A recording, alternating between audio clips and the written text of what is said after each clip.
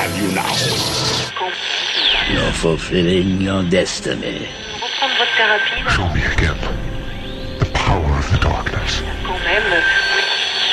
D20 Radio, where gamers roll. D20radio.com.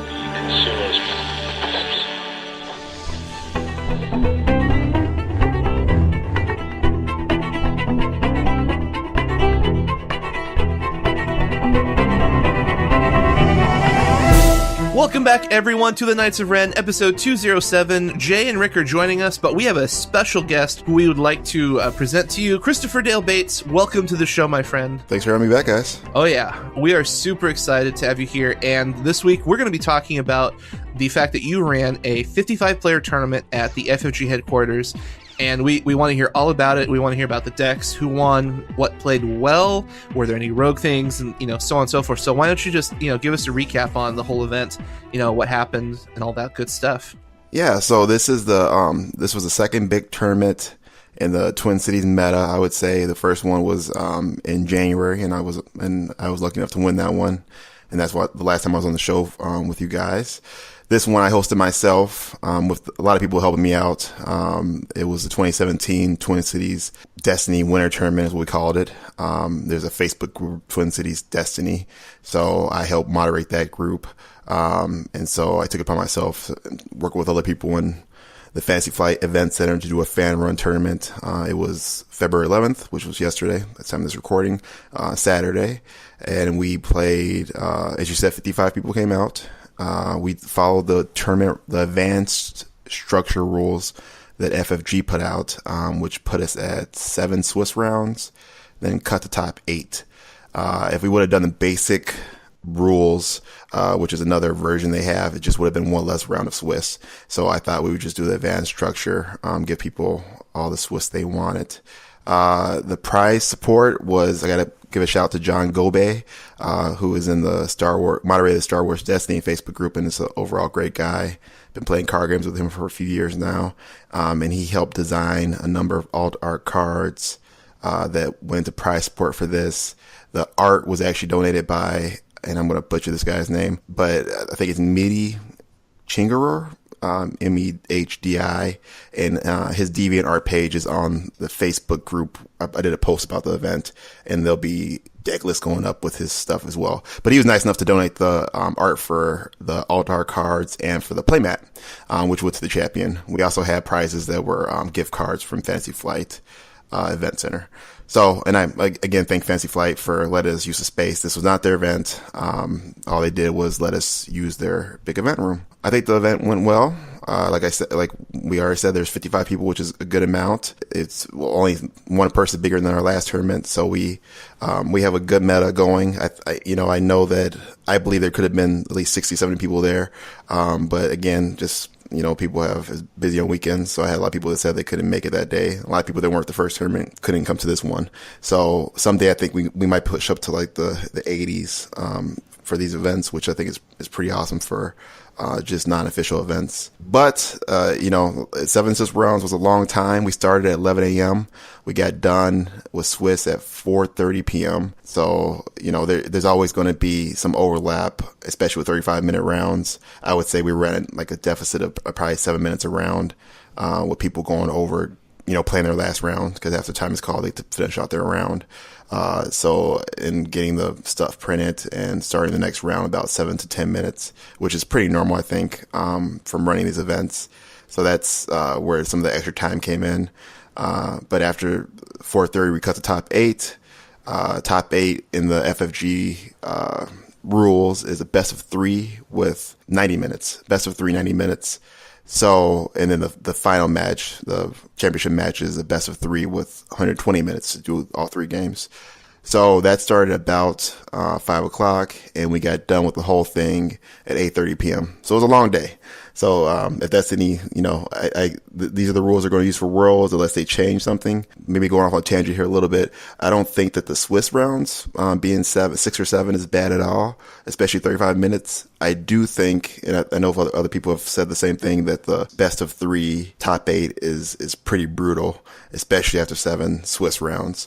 So, I don't know. My suggestion would probably be to look at double elimination. With the variance of the game, I don't think it should I think it should be more than just the 35, another more single elimination rounds, because it is such a high variance game. But I don't know that best of 3 within 90 is the answer. It can really drag out. And then if that first game, the first top 8 match went 40 minutes for their first game, so they were rushing, and then they went 1-1. So the last, and this was actually between Jeremy Zorn, who went on to play in the championship match, and Will Klein, who was another really good player in our meta. And so their first game went, like I said, 40 minutes. They played the second game. They actually got through the second game in probably, 20, 25 minutes, which left, 15 minutes or so to do the last game. And so they obviously didn't finish the last game. The tournament structure rules actually say that if you don't make it to your second round of the third game, you play until the second round of the third game. So actually 15 minutes in, they were still on the first round of the third game. So we had to, they got to play to the end of the second round, and then you go to the tiebreaker rules, which again was basically most damage done as the first tiebreaker. And Jeremy pulled that out. So that's my little tangent about that. It just, again, it was 4 more hours after Swiss was done before we were done with the whole thing. So I think that I would like double elimination, probably 40-minute rounds, 45-minute rounds, give them a little bit more time than the normal Swiss. Get to play 2 games for double elimination is my suggestion. So that's the structure, the top lists, and these will all be posted to Card Game DB. I was just working on that before we started the recording. First place was Bill Sweden. I don't know. I'm bad at pronouncing names. He was playing Vader Raider. And it looks like just a normal, a pretty standard Vader Raider deck. I'll post our Card Game DB. I don't see anything in here that's crazy. So, just normal. 1 lightsaber, 1 Kylo Ren's lightsaber. So those are the only equipments he's running. And then he's running the standard suite of Holocron Bait, which is, Mind Probe. What else does he have? Force Throw. It was a more controlling version of Vader Raider then. Like no gaffy stuff. Yeah, than yours. It's not as aggressive as the ones you guys posted. A lot of control events. He doesn't like you. Deflect, electroshock, backup muscle, and then no mercies. I know talking to Bill, he really looks for those no mercy chances to close out on getting a character killed as fast as possible, and control the damage coming into his Vader. So, yep. And then our battlefield is Rebel War Room, just because he has a lot of especially on the equipment and resolving the die faster for no cost is nice in this deck. So that was the championship deck. The second deck was Jeremy Zorn, and I think I've talked to you guys about him before. He's a great guy. I've been playing card games with him for years. He actually works on the game now, so I don't know his title, but he works with Lucas at Fantasy Flight, and I think it's really cool of him to come out and play with us. Lucas couldn't make this one, but Jeremy did come out, and he obviously made the championship match with Django, Bala, and Stormtrooper. And I know it's been talked about a lot about who played this deck first, but I will say that I saw Jeremy Zorn playing this deck in November. So I didn't know what was in the deck because I got beat by him playing this deck back in November. I think it's similar to Jay's version. I don't see anything in here that's different. He does run 2 Armor to Teeth, 2 Fight Dirty. So he's looking at those indirect, and then the backup muscles. So he's looking for all the indirect damage opportunities he can get. There's a good amount of control. He actually runs 2 reversals, which I thought was pretty interesting. And I saw him play the 2 reversals, or play a reversal a few times. I just think it's so expensive. But like when he did play it, it was devastating, right? I mean, because you get to paraphrasing here, but I think reversal says remove a die and then basically do the damage back to a character. That's basically what it does. So you can remove a 3 melee Vader dice and do it back to the person. So that's 3 damage on there, but it costs 3. It's yellow. I want to say villain card. Maybe it's neutral. So yellow neutral card. So yeah, 2 reversals. That's the only thing that I see here that. Oh, and he does run disarms, 2 disarms, which I think is Jay. I don't know if you took those out, Jay, or not, but. Oh, I did. And what's funny too is that I've been wanting to add reversals, so it's really interesting that he had those in there. So it's cool to hear. He has 2 on the hunts. He actually runs 1 promotion, which is cool. I mean, the only person that could go on is the Stormtrooper, but I think I do like the promotion.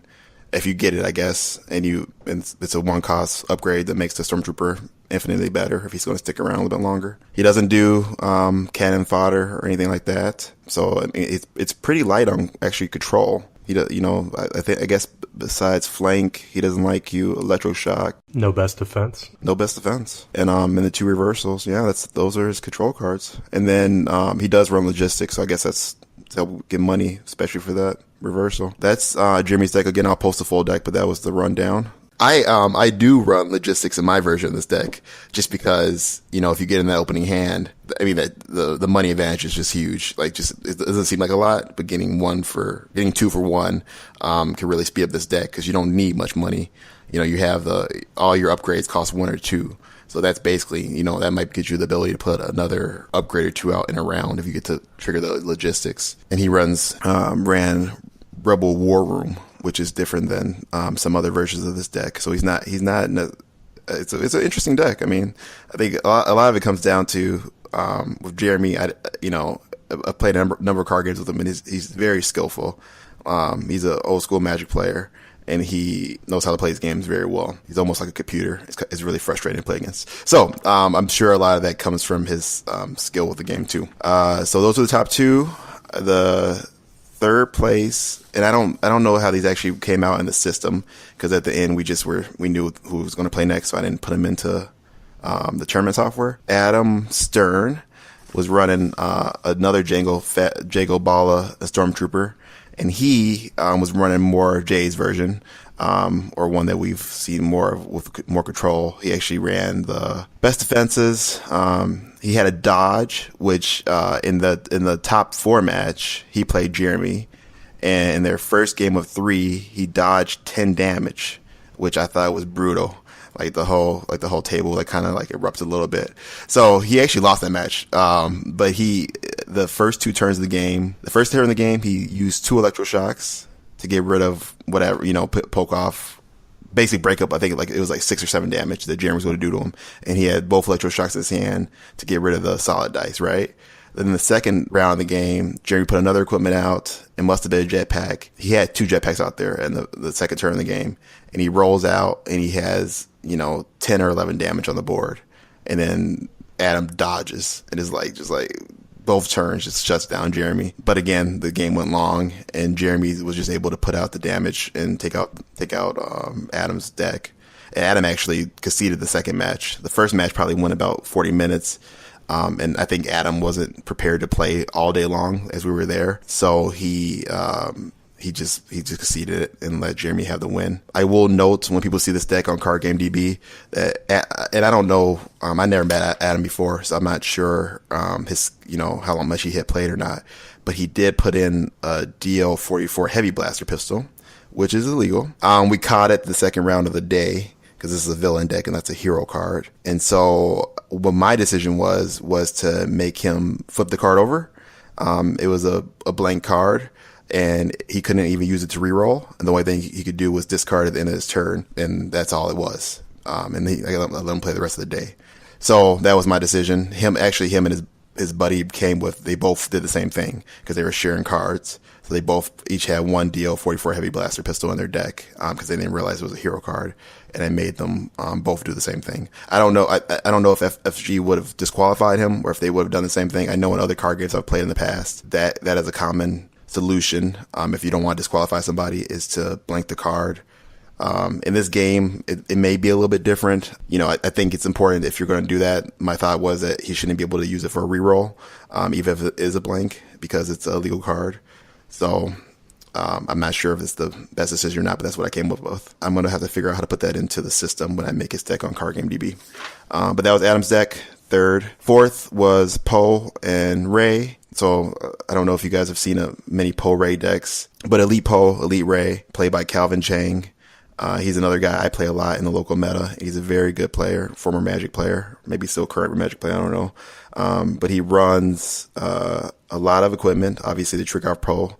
So he has lightsaber, 2 lightsabers, 2 ray staff, 2 force throw, 2 holdout blasters, 2 mind probes, 2 1 with the force, 2 Jedi robes, and 1 force training. He also runs 2 comm leaks.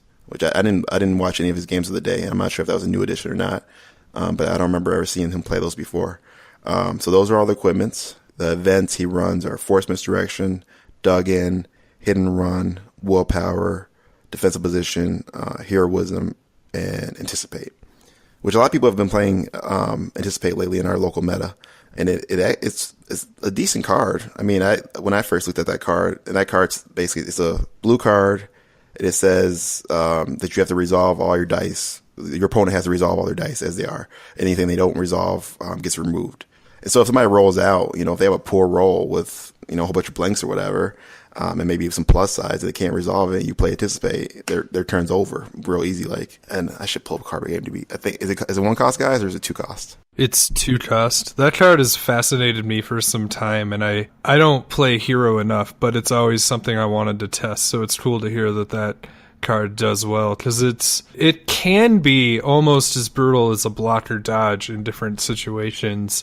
Yeah, especially when they roll their nasty die. If they roll their force throw and they did a disrupt side, you're whatever. Getting the bad sides of the cards that are really nasty is great. It's a cool card. No, I completely wrote off when I first saw it. I don't play. I don't have any hero decks made right now, so I don't like hero at all. It's been used against me really well, and I'm sure there's been times they've held it in their hand because they weren't able to use it. But when it does hit you, it feels just like a blocker or dodge, right? It's brutal, just because it pretty much shuts down your whole turn. It would probably see a little bit more play if it was one cost, kind of like all in. Yeah, sure. But having to use the 2 cost, and when the meta gets kind of fleshed out a little bit more, and you find that more people are running range damage, you might as well just run dodge in that spot. That would be fourth. He would have been fourth place. Our next 4, another Vader Raider, Will Klein. These are all local. I keep wanting to say local guy, but these are all local guys because it's a local tournament. He, and most people might know Will's deck. It's he's done a number of posts. I think he had a post on Destiny Shapers about his deck.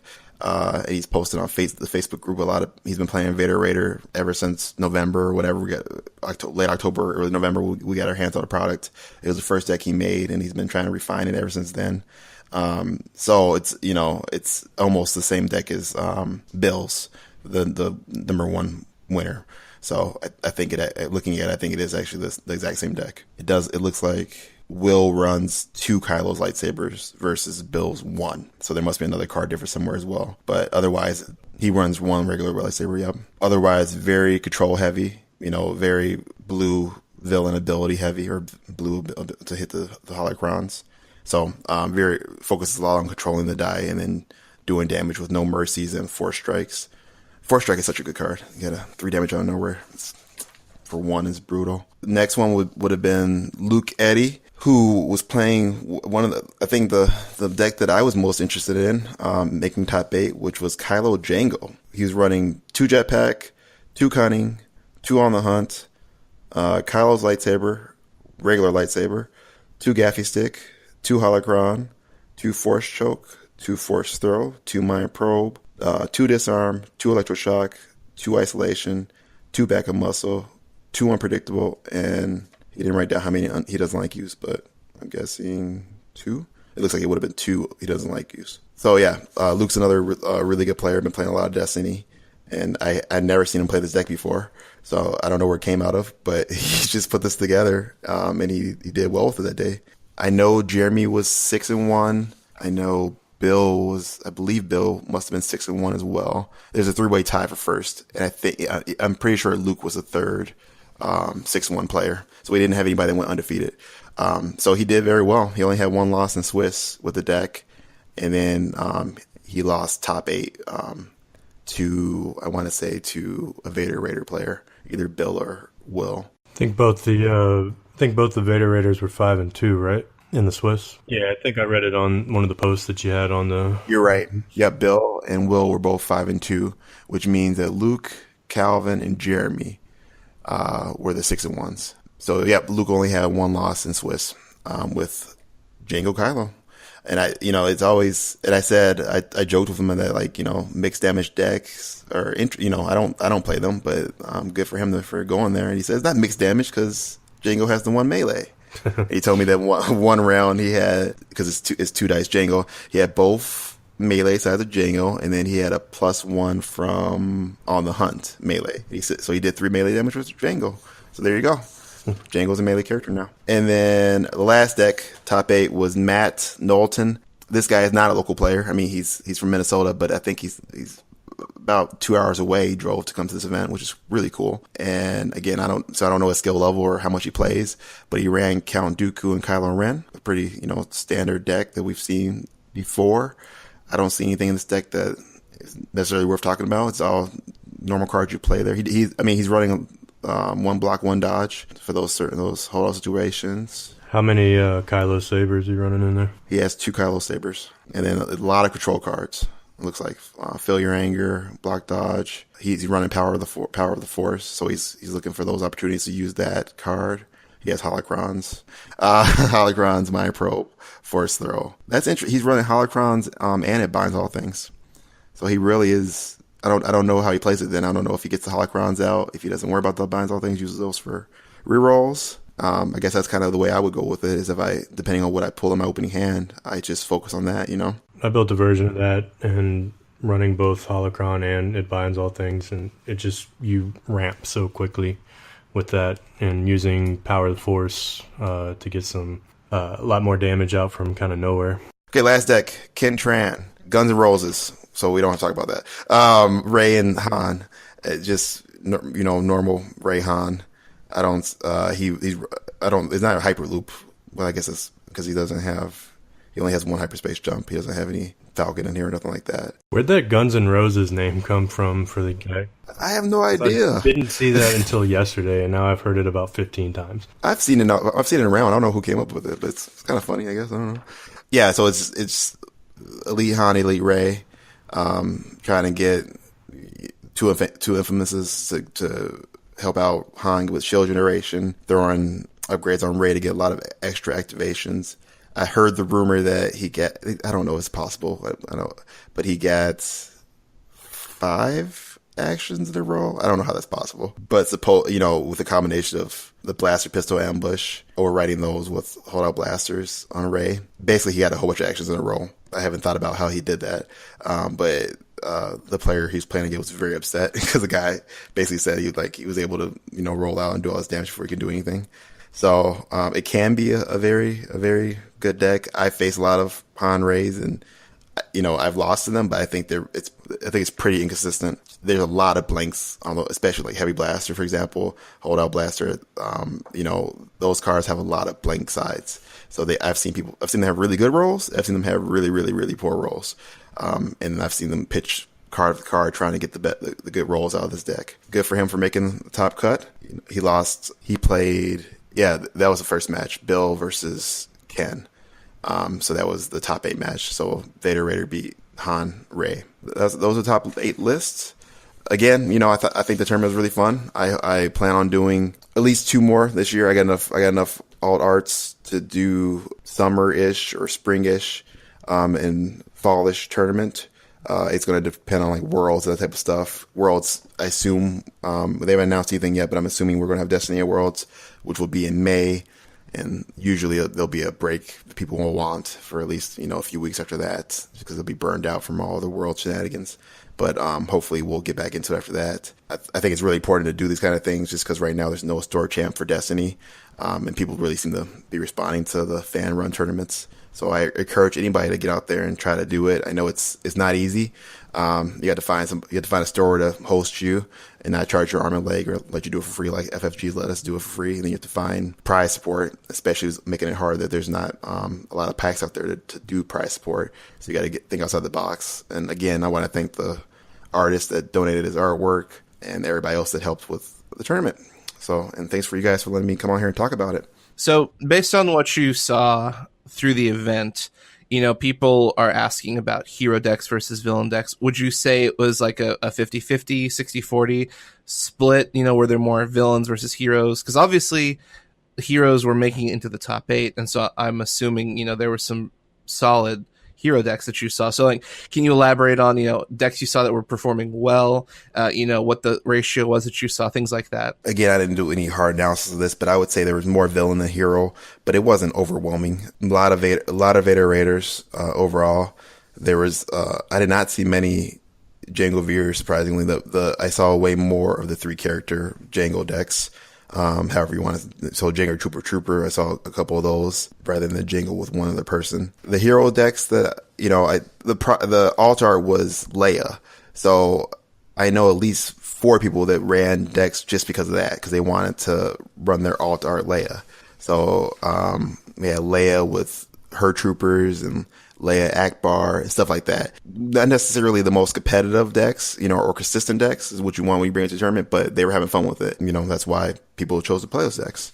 But yeah, it was a good mix of decks. And as you saw from top 8, there's 2 Vader Raiders, 2 Django type decks, and then the other 4 were, fairly unique decks, or not mass produced decks. So there's no Jabba in the top 8 this time. Was there many people playing Jabba type decks while you were there? No, there is not. I did not see many mill decks. And I don't know, maybe that's because I wasn't playing. I would play Jabba in a minute. I love my Jabba. I will say, I think that my personal take on the meta right now is that, Vader Raider is really good. Obviously, Django, whoever you want to put him with, is really good. You could make it work with Jake. It could work with Veers. I prefer 2 other characters. However you want to figure that out. I think it's a more consistent deck, and when you have a skill level in this game, you have more options with the 3 characters. You have more chances to make mistakes, or more chances for them to roll out good, because you have a bigger health pool. So there's more variance mitigation with something like a 3-character Django deck, in my opinion. And you make them make more tough choices. I actually, in my opinion, from the local game, I think that this Rey Poe is very, very good. I see a lot of people locally play the deck a lot, and it does very well in tournaments here. So it's very consistent. Really, with that deck, you need the Battlefield Emperor's Throne Room, because if you don't have a way to trigger Poe's special, the deck falls apart. You're really relying on triggering Poe's special and doing 3-4 damage with throwing out those attachments or upgrades. So if you don't get Emperor's Throne Room on your roll off, that deck has a hard time. But if you do, and you have 4 dice rolling, 4 dice that have a lot of high number sides, you have a good chance of getting your Battlefield. It's a very consistent deck. Yeah, there was a couple people playing it back in the Tabletop Simulator days before the product was released, and it looked pretty like it had something going to it. I'm not sure why more people weren't running that once the card or when the cards were actually available. It might just be the level of how many rares and legendaries you need in that deck in order to be able to run it consistently. But yeah, being able to get a mind probe out when they don't see it coming, knock 4 damage off on somebody, or 5 damage off on somebody, is pretty good. And it's just, I think it really has to do with the being able to get the rares and legendaries and whatnot to be able to run that. But yeah, I think that'll be a good one that will probably spike up here and there in tournaments around the areas. Keep an eye out for it. And your question was about Jabba, which I descended from, and I still like to play Jabba, but the problem with Jabba, and what people figure out very quickly, is that you kill Jabba, and I don't think at this point there's not much reason to go for the other person Jabba's with, especially in my opinion if you're playing Dooku. We talked about that last time I was on, but it's so. After the last podcast, all my friends started killing Jabba, and that makes if I get the right cards, the hunker downs, the whatever else, the damage mitigations to last until round 3 or 4, I generally will win. I'll be able to discard everything on their hand, but most likely Jabba's dying many times round 2, most times round 2, just because they focus so much damage on him. He has 11 hit points, and if I can't control the damage coming in, he dies too early, then Vader can't do a whole lot on his own. It's not a bad deck at all. It's just not that level of consistency. I like it. Like if I was going to go to Worlds, for example, I wouldn't bring a Jabba deck at this point. Hopefully at some point it gets there. You need some cards to make Jabba a little faster, in my opinion, or perhaps you need characters to make Jabba, not the main target. So I did not see any Jabba players at this event. And in the top 8, you had how many hero versus villain did you have in there? Were it was only the 2 hero decks that I remember hearing. So yeah, Han Ray was, and then Poe Ray, right? Was that the one too? That was only two. And 2 character versus 3 character was the only 3 characters. The or the Django Bala decks. Right. Everything else is 2 character.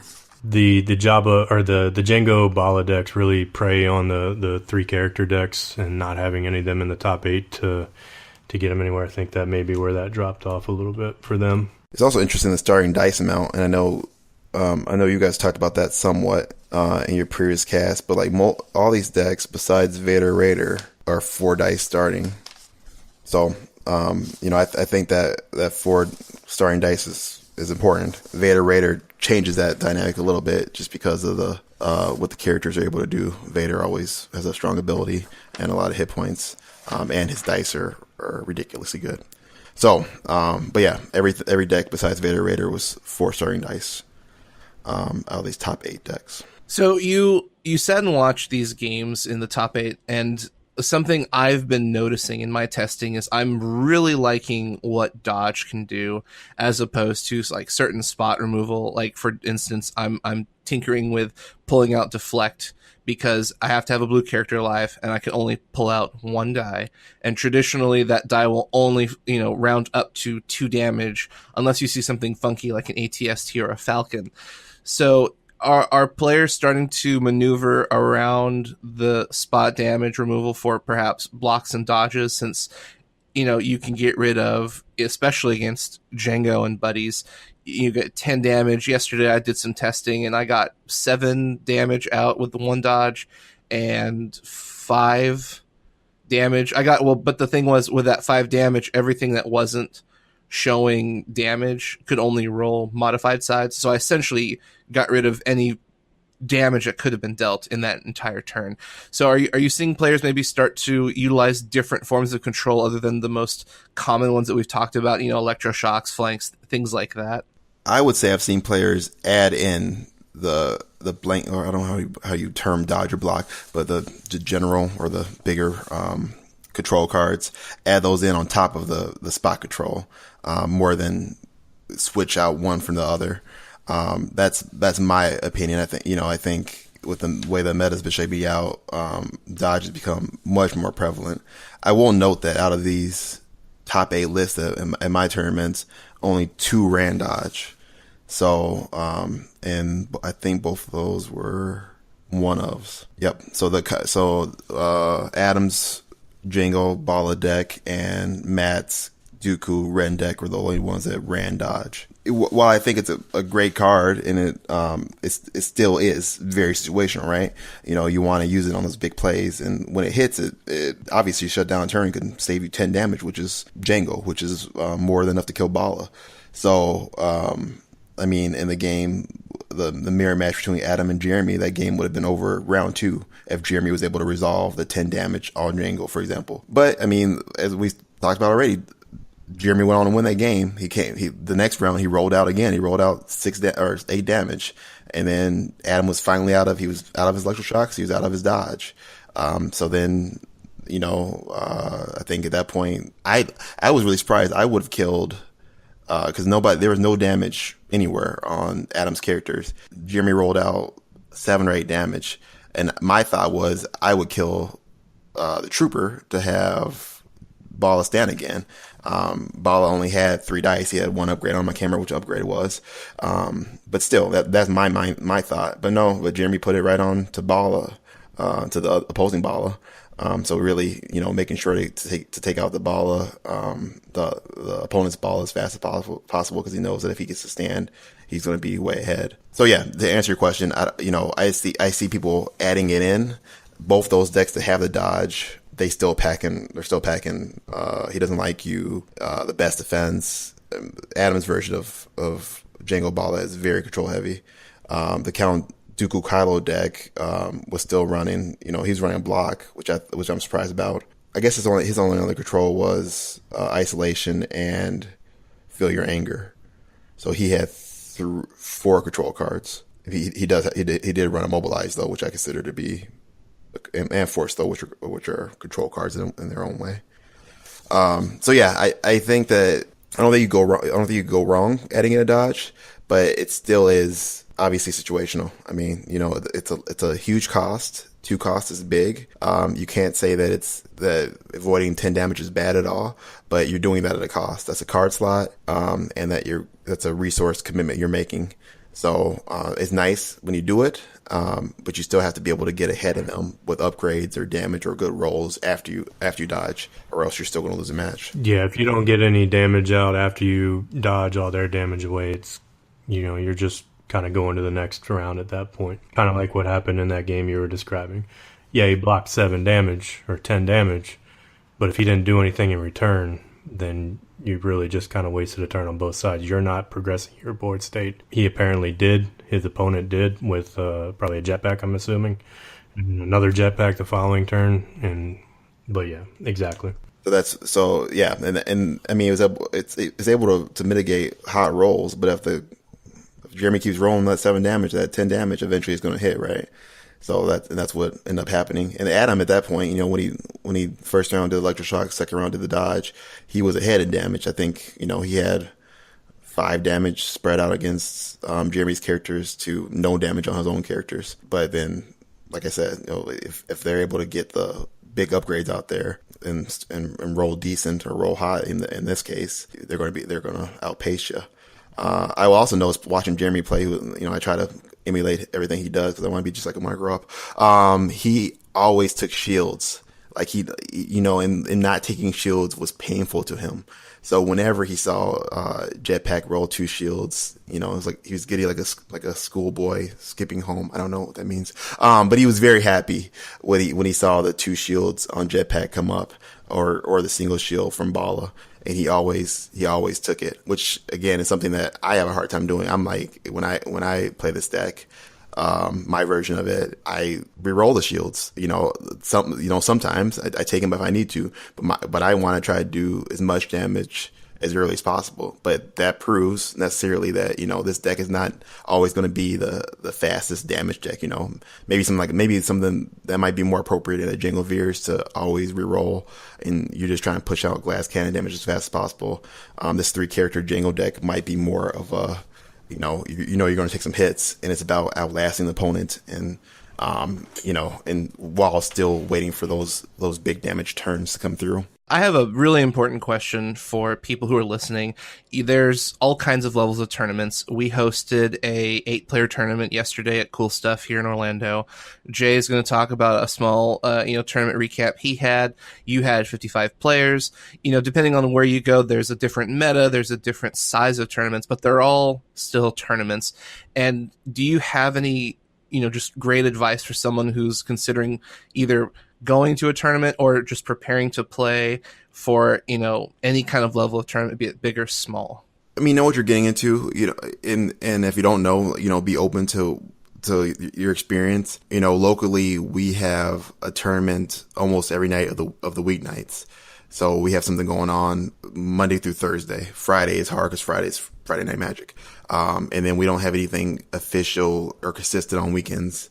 But Monday through Thursday, we have at least one event, and some nights we have more than one event running in the cities. So I know not everyone is like the Twin Cities, addicted to Destiny that much, but hopefully you have options. You can find a group that plays like you like to play. For example, I think it's really important myself to not go to a tournament constantly, so I host a weekly open play at Fantasy Flight, and I do that intentionally. It could easily be made into some type of tournament, but I think it's important to have an open play night because sometimes you just want to make up this deck, run it 3 times and see what's not working, switch out a card, put it take out a card, put one in. And then when you get sick of that, run something else. You want it and then run it back. So, and you can't do that at a tournament. You need to play the same deck 3 times, 4 times. And which I encourage people to do at some point when they're ready to make that jump into a deck they want to, they think they want to keep playing. But really, fill out your local meta. I think it's a very hard time, helping moderate some of these Facebook groups for people getting frustrated about the lack of product. And all we can do is hope that it gets better. And I think that if the product gets there, gets to a level where people have access to it, it will help immensely with events being run other places. Just because it'll be more available, it'd be easier to run things when you can say, here's 10 packs or whatever for everybody to split up however they want to split them up. So try to fill out the people in your community and get games in. And then I also wanted to ask you, what was your favorite thing about the tournament? Was there like a hilarious play, just an interaction? What was your favorite thing about, you spent a whole day playing or watching people play Destiny? What was your take from it? Seeing Jeremy lose in the championship. No. that made me feel very, I thought Jeremy would win. Playing games with him for a long time, knowing how he plays, he's very, very methodical. He rarely makes a mistake. And a game like Destiny, I think it's funny that he's working on this game because there is, more variance here than other games he's played in the past few years. I think Destiny's very similar. This is my own opinion, to Magic, whereas in Magic, you can get mana screwed, you get mana flood, whatever. You have to, that's the resource management system in Magic. In Destiny, you can make all the right plays and then you can roll blanks, it's very unlikely to happen. And then, there are ways to control or to mitigate those type of situations from happening in both games. And I love both games, but if you compare it to something like some of the other LCGs that FFG's put out in the past few years, and I'm gonna, my standby Conquest, I love Conquest. You didn't necessarily have that mechanic there. There were other problems with those games, but it wasn't necessarily going to be blown out because you didn't get the right cards or the right roles as much so as some in Destiny. So with that said, I know it's hard for Jeremy to not have control over everything he does, because in some of these LCGs like Conquest, Game of Thrones, Call of Cthulhu, he was world champion. Call of Cthulhu for a number of years, he's a world champion. Netrunner, he's a world champ in Conquest. And I think I'm missing one, but whatever. He's a multiple time Fantasy Flight world champion, and in all the games he's world champion in, I would say that he had a lot more control over the decks and pace of the game than he does in Destiny. So I love playing Destiny with Jeremy. He still wins more than I win, but he can't be as much as control as he wants to be. So the final match is just they're both. If you want to call them high tier, whatever you want to say, they're both very, very good Destiny players, and they both know their decks in and out. And Bill, I think Bill would say he played his deck well, but he also rolled very well. His first roll of the first match was 4 damage on Vader, and I want to say either the second round or the third round he rolled another 5 or 6 damage off from Vader. So just rolled out those damage sides very, very quickly. It's sometimes painful to see it. So it went in 2 games and it went pretty, I think the championship match was over about 40 minutes, which was relatively fast for Jeremy games. Jeremy also plays, as I said, methodically, so he plays very slowly. There's no point in playing slowly when you don't have the rolls you want, right? So there's not much to think about when you just keep rolling blank and blank and blank. And he really had some poor rolls. So I don't think he would blame it all on rolls, but bad rolls don't help you. So, get ahead when somebody else is rolling very hot. So it really was, it wasn't fun necessarily, but it was surprising to see Jeremy lose, because I in my mind I thought he was to take the whole thing, and he played in the last tournament as well, and I didn't face him. He lost at some point in the Swiss in the last game as well. So it just goes to show you that even you can have a high level of skill, you play this game every day, but you do need at least decent rolls to get you through to the end. If you're not getting the rolls you're not going to be able to pull it off against somebody that is getting good rolls, so you need a combination of things. Other than that, I would say that the dodge from Adam to Jeremy was just killer. I thought that was going to be the death toll for Jeremy. I would have went on tilt if after 2 rounds in a row I did 0 damage. My dice were completely controlled when I rolled out, 6 damage and then 10 damage. Even though Jeremy went on to win that game, it was an exciting moment, and Adam definitely had the tempo. And you know, maybe that's why he conceded after he lost, just because, you know, Jimmy wore him down, just beat him down with just constantly throwing damage at him. And Adam wasn't able to come back from or capitalize on his control early in the game.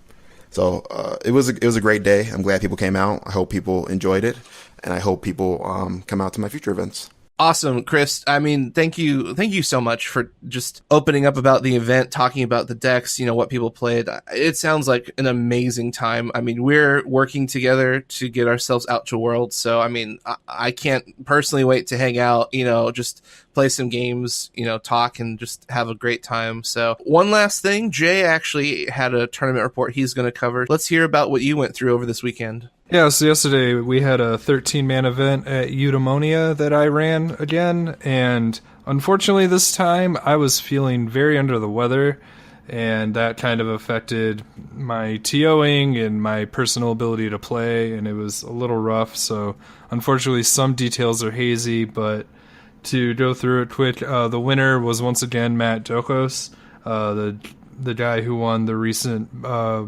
larger event at Outflank with his Vader once again. And then he was the 4-0, and then we had 4 3-1s.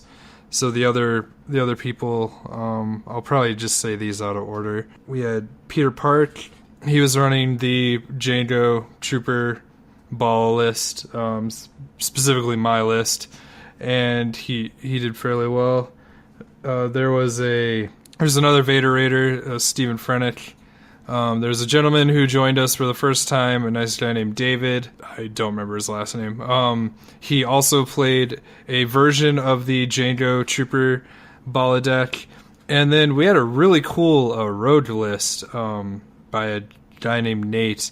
And he was running Django Dooku Trooper, a sort of rainbow list of just good stuff. And he had a lot of success with that deck. I think in some of his matchups, people just didn't necessarily know how best to try to take his characters down, and yeah, he played fairly well. That list was cool to see. Unfortunately, I didn't take death lists. I can try and get more information about that one later, but that was really neat. So that was the top 5. I ran personally.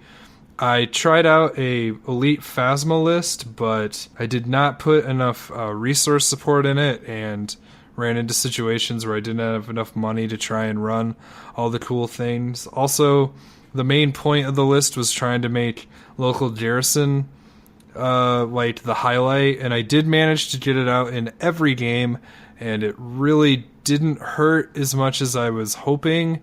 When I played against Peter, the turn that I played it, he just rolled 3 resources. So he went, okay, I'll just take all these resources, and it didn't set him back.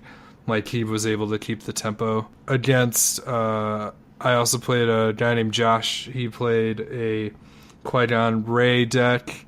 I won that round, but he did get a really nasty riposte off, killing my Bala. What had happened was his Qui-Gon was sitting there with 3 shields, 1 health left, and I was sitting on lethal with my 1 remaining backup muscle, so we went into the next round, and I wanted to roll Bala first to get the reset, but I was in a haze yesterday, unfortunately, with how much my head hurt, so I didn't even think about riposte being a card. And so in response, he killed Bala when I could have just killed him initially. And then I also played David later. First round I had a bye, so my 4 games against David, again playing the Django Bala Trooper deck. One of the reasons I wanted to make this Phasma list was I wanted to play it kind of slow while I play the Phasma deck, or not Phasma, the Bala deck really, really fast, and try and see like if I can play behind tempo, but it really didn't work, and I was always an action behind and getting like blown up. Or he chose the Frozen Waste battlefield, and because he was able to claim before I could really establish what I was trying to do, he could pick off dice I really needed, and I could never really gain advantage back. And I also foolishly rolled 7 damage on turn 2 and decided to kill Trooper, trying to remove what I thought would be more red removal, which he wasn't running. And Bala ended up reset slaughtering me that match.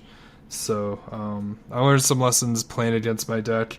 I had to laugh that my 2 losses were against the Bala Jangler list, so a little bit of hubris there. A lot of my friends like to ride that one, but it was a fun little event. Looking forward to having more. Great. And then the last thing we're going to do on the show is we've got 4 new cards announced from Team Covenant. They did an interview with Lucas about Spirit of Rebellion, and we've got 2 characters, 1 event, and a battlefield that we just want to quickly gloss over, just have a little discussion about. The first one is Darth Vader, Dark Apprentice. He is 11 health. His point costs are 13 and 17. And his die faces are 1 range damage, 2 melee damage, 3 melee damage for 1 resource, 1 discard, 1 special, a blank. And the special is deal 3 damage to a character, then deal 1 damage to this character. What do you guys think? Personally, as I've constantly stated, I really like his special as, again, it's a power from pain type of ability. It hits really hard.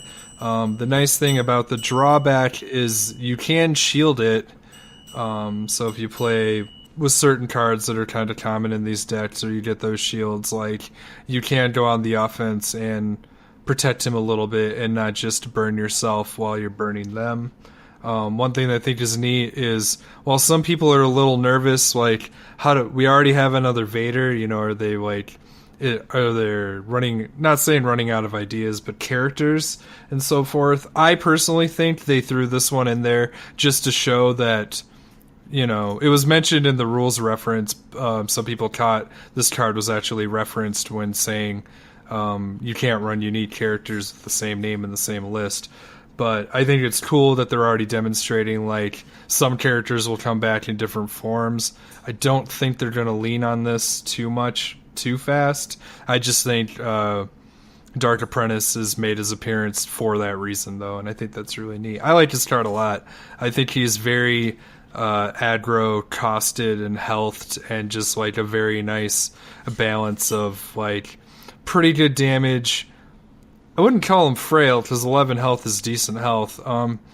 And yeah, I can see, the obvious match is him with Kylo, because they're a perfect 34 dice, and they both have specials, so you can get some pretty devastating special resolutions potentially. So yeah, I really, really like this card. Yeah, the first couple things that jump out at me is the 4 damage sides. He has the discard side, kind of harken to the Darth Vader Sith Lord. And then that 1 random range side, while he has a lot of damage on him, damage potential on him, it's a little all over the place. And he also doesn't have a resource side on him. So he's not somebody that I'd want to really run at the 17 points without having some multiple cheap characters that have resource generation with them. Now, granted, Holocron kind of makes that to where you don't necessarily care about resources too much. But again, I think they've done this a couple times in this second set previews, kind of like, was it the Death Trooper? Yeah, also lots of damage but no resources. So it's cool to see that they do that again, where they push these damage sides kind of to the max by making you sacrifice being able to play a lot of events or upgrades during the turn. I was disappointed when I first saw this card, just because it's not the Vader I know and love. But, I've come around when I think about his point cost at 13-17 really opens up a brand new world for our Vaders. So it's not, I guess I don't even know the other Vader's title. What's his title? Sith Lord. It's not, they're totally different, right? So Sith Lord's ability is what you're paying all those points for. And with this guy, you're going to be able to find some strong 4 dice starting combinations, I believe, that will make him playable. So, but he's going to focus on damage. I think the discard side on him is a trap. So I don't know that he's going to, I could be completely wrong, but I don't see him, being a better miller. I don't see Dark Apprentice being a better miller than Sith Lord. But, I like the card more than when my initial reaction to it after I thought about it more. One thing that's neat, specifically regarding the discard side quick, is, you kind of wonder, like, what does the discard side represent on a character? And I'm starting to think in a lot of times on a lot of characters, it represents, like, their presence or, like, how imposing it is to try and square off against someone who is either, like, in Vader's case, he's just extremely powerful, and that kind of just gets in your head, so to speak. I can't quite say the same for Akbar, but in other examples too are like Captain Phasma. Although we haven't really seen her do much in the movie, I would assume she would probably be pretty intimidating. But that's just one thing I think about that's neat. I do like the relation that, as you pointed out, that Dark Apprentice has a discard side that kind of like it harkens to the Sith Lord ability. So I think that's really neat. I agree. You probably never take that unless you don't have a reroll. But at the same time, I think it's cooler than giving him a shield or something. I have to disagree with you about Akbar. Okay, This is why. I know we're running out of time. Oh no, convince me, man. But do it. I'm going through the new canon books, which I never thought I'd be that nerdy, but I am. And Akbar's a pimp, dude. Akbar does not take any gruff from anybody. So like he, in some of these new books that he's appearing in, it's not just, it's a trap. I mean, he's making decisions. He's sending people to murder people. He's a serious dude. So, I found a new respect for Akbar is all I gotta say. And he's scary.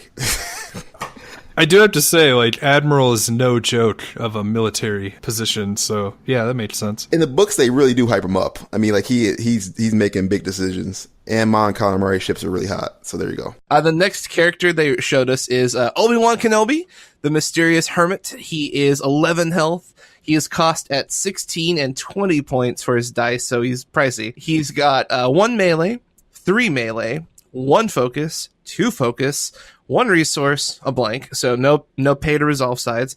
He's got the Guardian keyword, and his special effect states before this character is defeated, you may play a blue card from your hand or discard pile for free. Dun dun dun! The combo potential for Old Man Ben becoming stronger than you can possibly imagine. What do you guys think about him? I find him a little weird. I think so. It's interesting that he has like such heavy focus sides, which makes sense because he's a teacher. But at the same time, I can't really think of a scenario, even outside of the fact that 20 is a really oppressive point cost.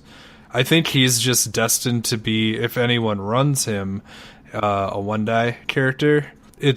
I've noticed using focus more and more, like how much they self-cannibalize and how much less die you have after overdoing it on focus. And so having so much focus be part of his core mechanic, I think that actually hurts him a little bit. The 2 focus side is pretty good. And again, he swats for 3, but I don't quite think he has the presence or the sort of reliability of someone like Vader. And like with Guardian, you definitely want to use him for the Guardian. That's actually pretty cool. So it's kind of weird. Like it's hard to kind of reliably use him as a beat stick. He only has 2 damage sides, and one of them's a 1, which isn't too thrilling. So yeah, he's kind of. I don't want to. We say all over the place a lot on the show, but yeah, he's kind of. For someone who has 2 focus, he's kind of unfocused to me. Yeah, I completely agree with you. I don't want Guardian on my 20 point to 11 health character that I want. I mean, I want him to die, but I'm not going to pay 20 points for somebody that I want to die as quickly as possible to help me ramp into those blue cards. And I think 16 is a little much to pay for one of his dice, which is, again, unfocused but focused. So it's hard to see him being used outside of just the cheating in of the one with the forces, which you can do probably better with a Padawan, in my opinion. Now, also, that's not even getting into effect with all the rules questions that have come up already with this guy. He's not even hit the street yet, and there's like 14 threads on what happens if we do this, what happens if we do that. I don't even really want to get into those right now because we're so pressed on time, but definitely going to talk about him later on when we get some more clarification on how he interacts with different cards.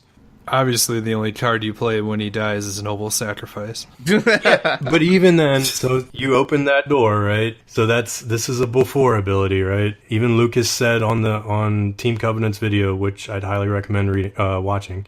If when he dies, you play Noble Sacrifice and you sacrifice Obi-Wan, but then does he get to trigger his ability again? Since you got another trigger of him being defeated. So there's just so much things, right? Like if you can't cycle the Noble Sacrifice because once you play the card before it resolves, it goes into limbo. But if you have two of them in the discard pile, or one in the discard pile, one in your hand, you can tap out their whole board and then play a one with the Force if you can trigger his ability on each instance that he is defeated. Doesn't even get into the other like one of the cards we'll see, or not that card, but the willpowers and the stuff like that.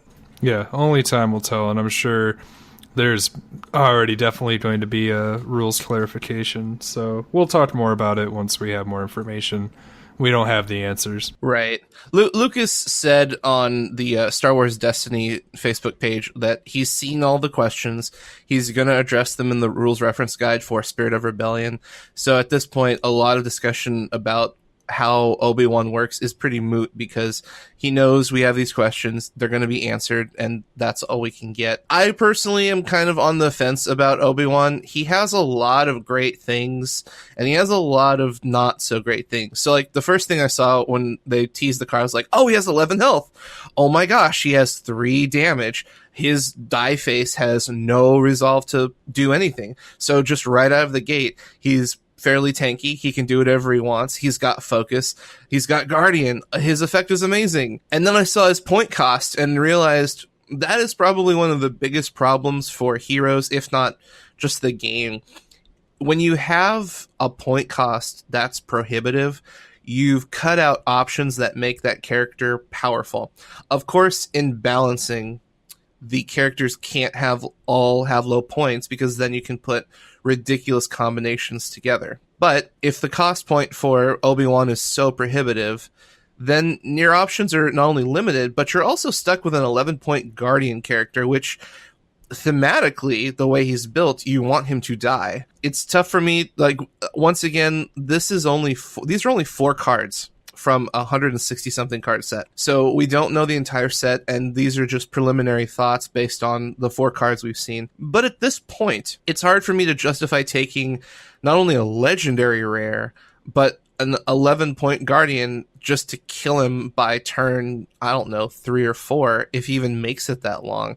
The worst part is, I actually am more afraid that you're going to Guardian away a bunch of damage, and then your opponent is going to let Obi-Wan be the last character standing, so that his effect doesn't really happen because it's irrelevant. Yeah, that's a great point. The more I think about it, if I were to see Obi-Wan guarding away a bunch of damage, he's at 11 health, he's at 9 health, he's at 6 health. Okay, if his dice aren't all that scary. I mean, if he hits the 3 damage, it's like Vader, but you can survive a 3 damage hit to the face.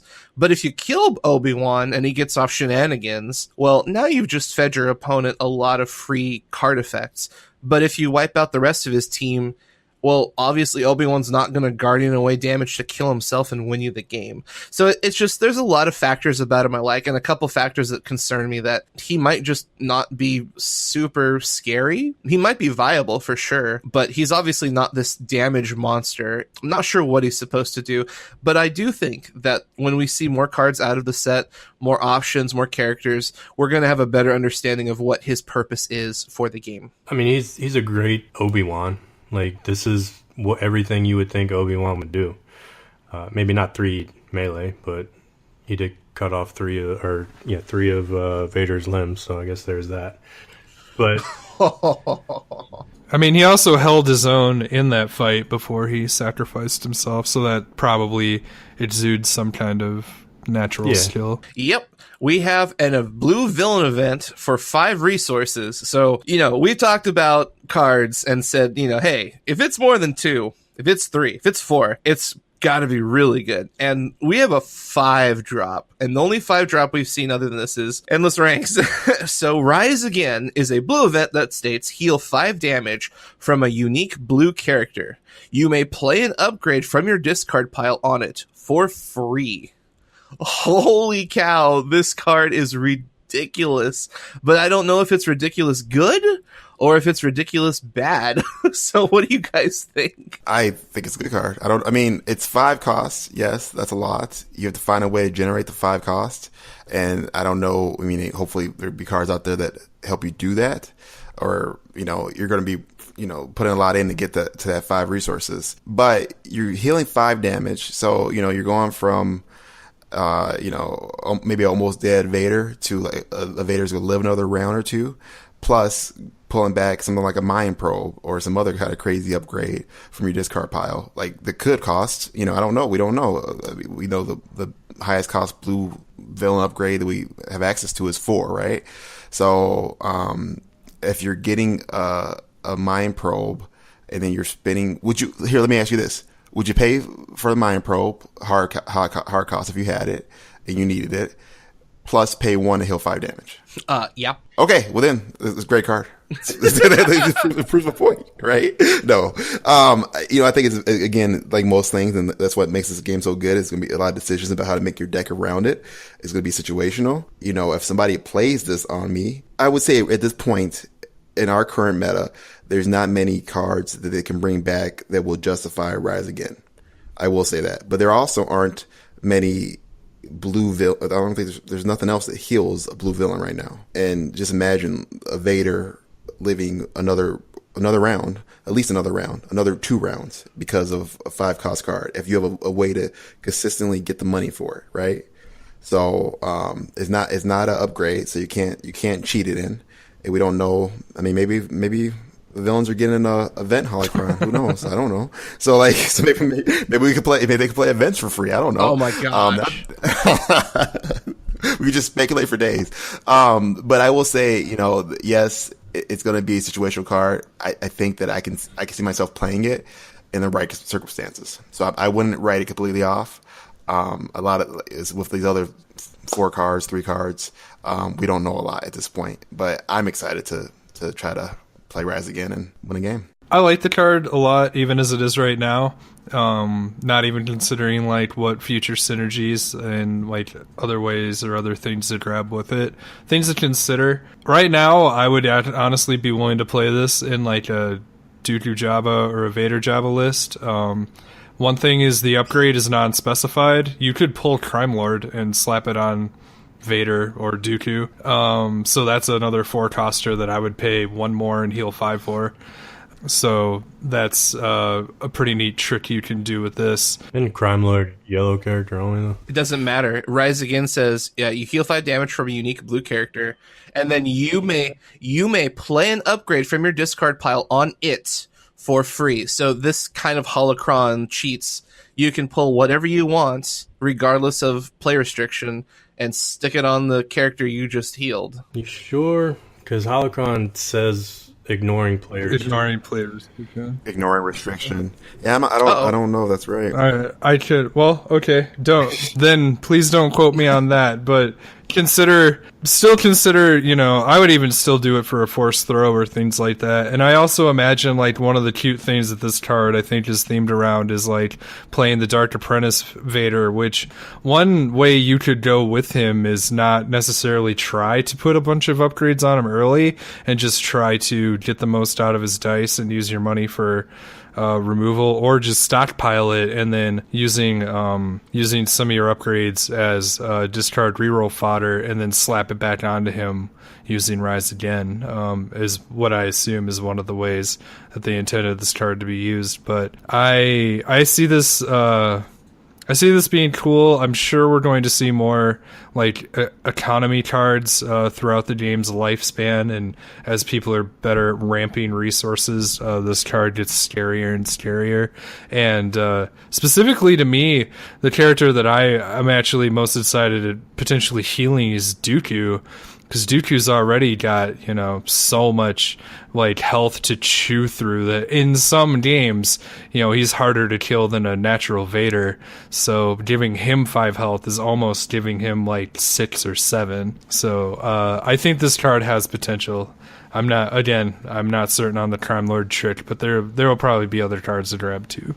Yeah, and you get to discard those mind probes and Force Lightnings that we saw a couple weeks back to put shields on Dooku and then be able to get them out for free. That sounds like fun. I think what this really does is kind of try to make Palpatine somewhat playable at his 15 health. Yeah, now you got a 20 health character that's on average with what the full teams of people are doing. But again, you're spending all that time making resources instead of doing much more. But granted, Palpatine lets you do some damage when you use his resource sites too. So I think this is in the set to hopefully try to make people play Palpatine and have a little bit more fun playing Palpatine, and then instead of getting burned 15 damage in. I mean, you can't even, with Sith Dark Apprentice, he doesn't even make any resources, so you got to have somebody else there to make the resources to help him rise again. I like it. I think it's great. I think it's going to be kind of a niche card that's in Dooku, Palpatine decks, and that's about it. Awesome.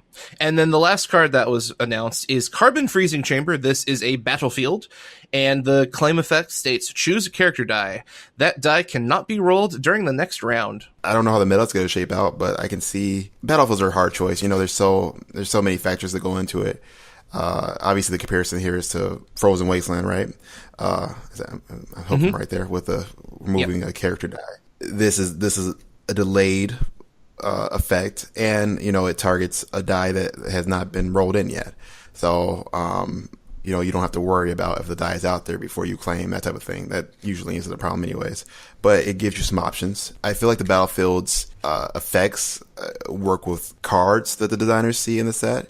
So perhaps there's some other combinations that the designers thought that this Carbon Freezing Chamber would be a good effect to counterbalance or to go along with. So I guess we'll see.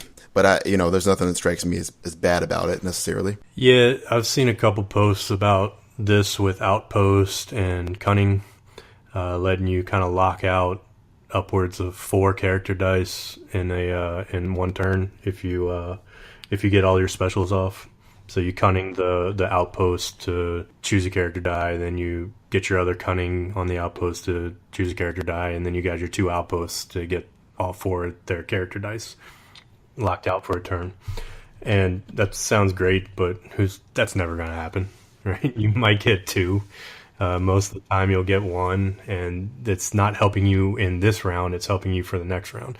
So if you end up claiming early to try and lock out their dice or their die, and then things like Balatik end up untapping and then you die, you didn't do anything by claiming the battlefield. So I think the delayed effect on it is, it's obviously necessary for this effect to work, but it drops it down a little bit in my book. I like it because it's one of the reasons I personally run like Mustafar is it like sort of closes the game a little bit faster, or like it's a momentum based card. If you knock off one of their guys and then you claim, like you've taken out another or half or part. Depends on how many upgrades are on the table and whatnot, but you're choking them down in future turns and like pulling away options and making it less likely that they'll roll naturals. Or if you've killed their weaker guy and left, if you're playing against Han Rey, you punt out Rey and then you take away one of Han's die, like that deck is gonna really start hurting.